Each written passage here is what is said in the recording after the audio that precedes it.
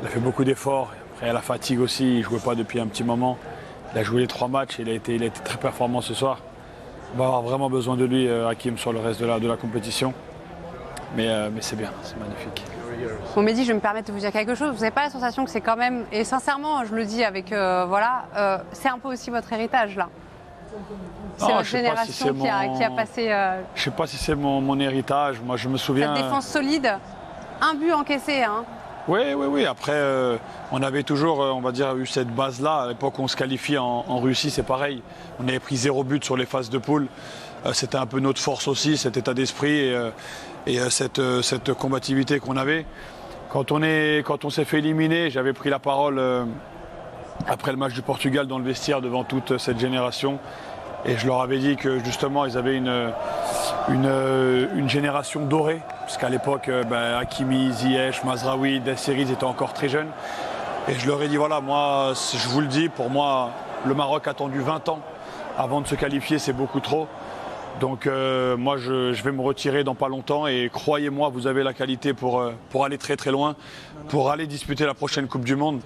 Et honnêtement, les connaissants, je suis pas surpris. C'est des bons mecs, c'est des très bons joueurs. Donc j'espère qu'ils ont encore une étape à passer et qu'on les verra tous gagner de grands titres. Damien, 2018, c'était aussi du gain d'expérience pour pouvoir éclore sur ce mondial ici au Qatar. Mais c'est aussi le travail d'un homme. On a vu, il y a Hakimi évidemment, mais il y a le retour d'Hakim Ziyech.